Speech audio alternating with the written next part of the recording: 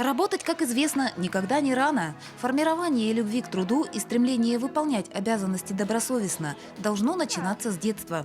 Понимая, что взрослые нуждаются в их помощи, малыши с удовольствием берутся за любые задачи. Учимся накрывать на столы, учимся, свой сад-огород у нас есть тоже. Ну, потихоньку приучаем детей к труду и рассказываем про профессии. Труд он должен быть всегда. С самого детства ребенок должен трудиться. Сам себя обслужить, сам себе помочь папе, маме где-то что-то прибрать. Совсем недавно самые маленькие воспитанники детских садов Алданского района попали в сказку, где им предстояло и самим поработать, и научить трудиться избалованную принцессу. Среди дошкольных учреждений района прошел конкурс под названием «Я тружусь». Замечательно.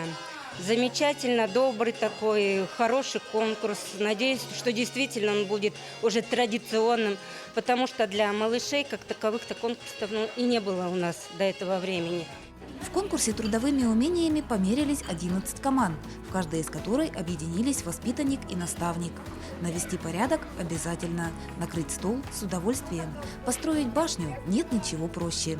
Дел было не впроворот, но гости справились на славу. Между тем, показать умения в конкурсе предстояло не только малышам, но и воспитателям. Задания для них оказались вовсе не шуточными. Вы знаете, у нас давно была такая идея, потому что мы в основном проводим мероприятия для детей старшего дошкольного возраста, и всегда хотелось охватить малышей. Но вот думали и в год труда придумали. Прошедший впервые в Алданском районе конкурс для самых маленьких был приурочен к объявленному в республике Году труда. Маленькие работники встретились в детском саду «Ромашка», и практически все организационные заботы легли на плечи хозяев. Готовились очень серьезно, старательно. Спасибо очень большое моим воспитателям, педагогам, которые смогли все это организовать. Мы все вместе смогли провести этот чудесный праздник именно для детей младшего дошкольного возраста. Благодаря малышам принцесса полюбила трудиться и забыла лениться. А старания, умение и ловкость дошколят составом жюри были оценены по достоинству. Подарки получили все участники. Мероприятие прошло на высочайшем уровне. Очень радостно, что коллеги из детского сада «Ромашка» охватили всех и деток, да, и еще и воспитателей. Еще и тесты для воспитателей придумали. Поэтому они охватили все сферы деятельности, и оно прошло просто на ура. Теперь я думаю, что такие мероприятия мы будем продолжать. Наряду с воспитанием трудолюбия в учреждениях образования ведется обширная профориентационная работа. И представители юных поколений начинают четко осознавать, какое дело им в большей степени по душе. Так, воспитанники детского сада «Чебурашка» поселка Ленинского любят не только смотреть мультфильмы, дошколята умеют их производить. Наша Таня громко плачет, уронила в речку мячик.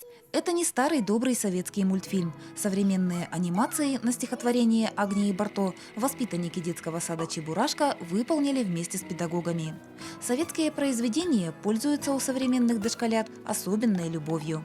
В декабре 2022 подборка мультипликаций заняла в республиканском конкурсе первое место. Мы считаем, что начинать надо с истоков и с самого классики, да, и мы почему-то решили, что мы не будем делать такие какие-то массовые, а просто сделаем простые, но они, видите, выстрелили, и мы рады. Подготовка героев и декораций, съемка, монтаж, озвучивание. Создание мультфильма требует подхода серьезного и основательного. Работа над картиной быстрой не бывает. Впрочем, творческий процесс увлекает и взрослых, и детей. Дети делают небольшие такие декорации, цветочки, деревья, травку, а мы уже занимаемся главными героями, чтобы у них двигались руки, ноги, чтобы мультипликация, чтобы движение героев было как вот в настоящих советских мультфильмах. Новое направление деятельности педагоги и воспитанники начали осваивать 3 года назад, когда творческие просторы были существенно ограничены.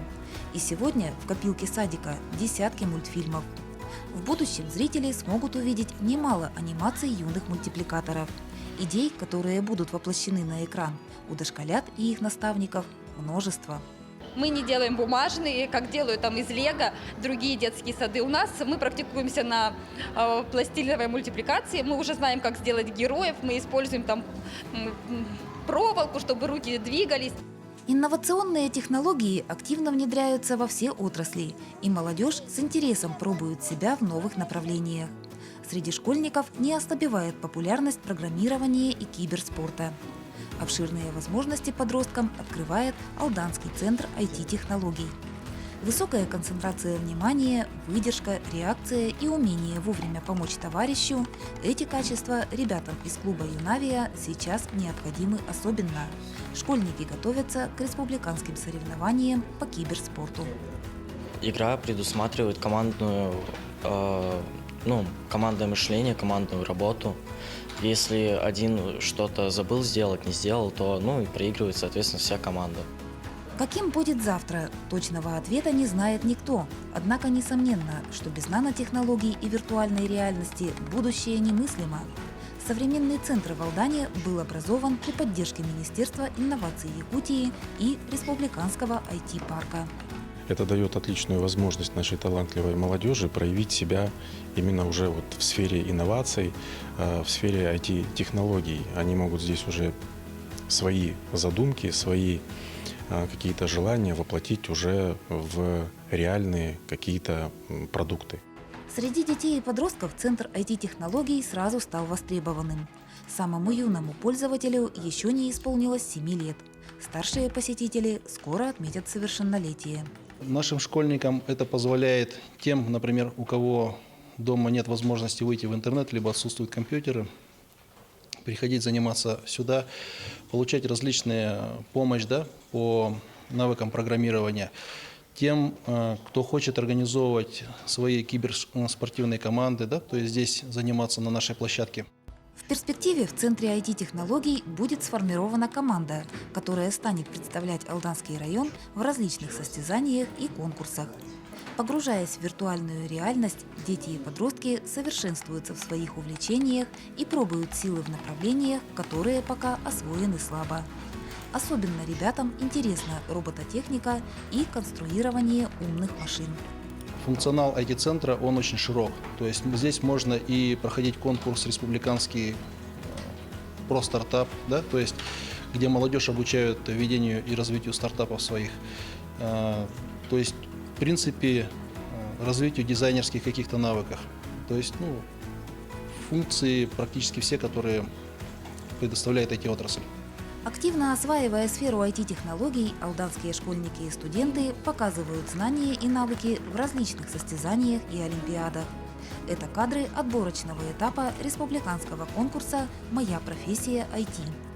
Какие достопримечательности рекомендованы гостям города и района? В будущем составить маршрут с охватом всех интересных мест путешественники смогут с помощью сайтов, разработанных юными программистами. Проекты ребята защищали перед коллегией экспертов. Конкуренция была крайне большой. В прошлом году было намного меньше людей.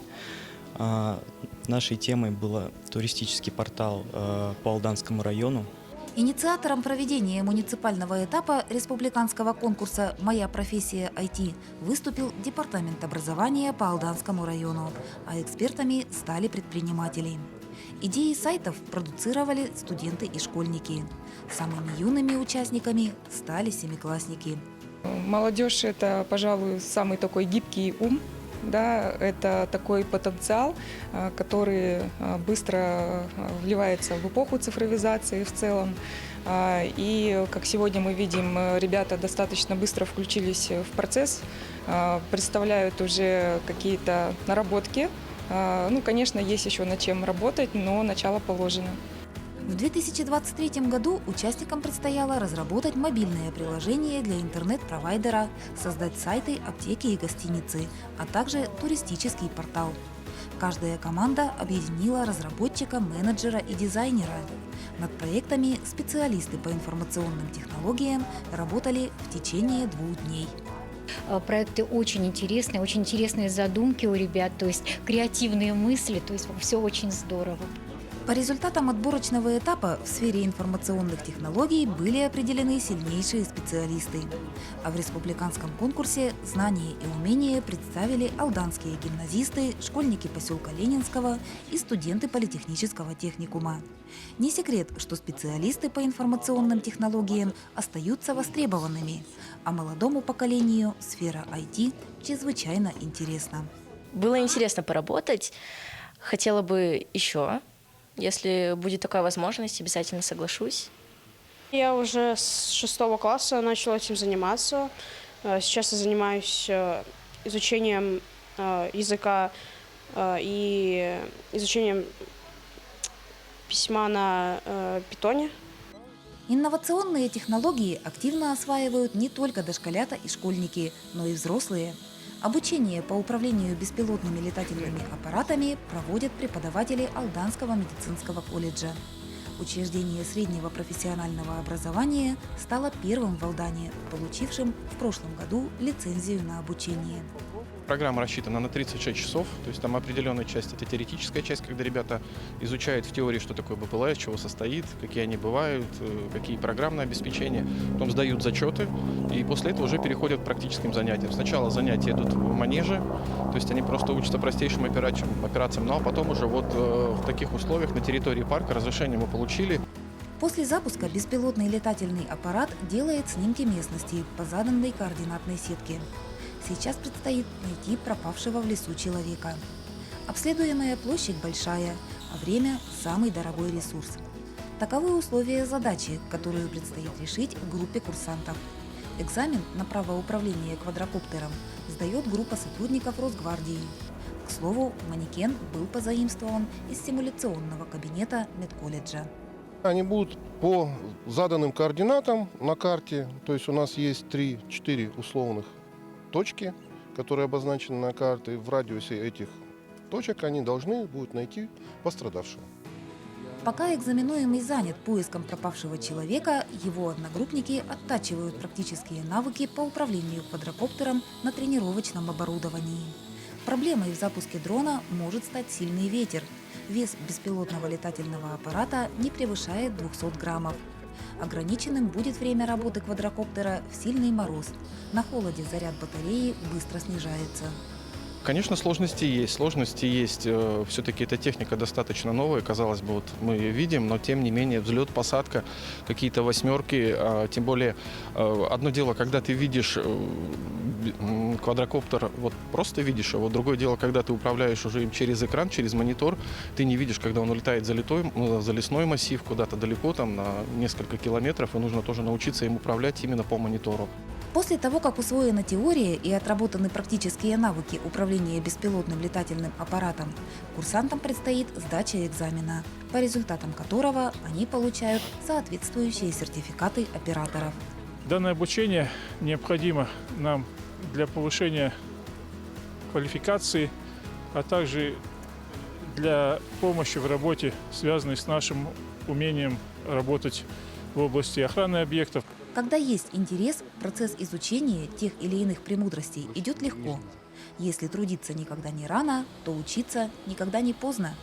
Освоение нового направления, полученные знания и сделанные открытия – это всегда бесценный опыт и личностное развитие.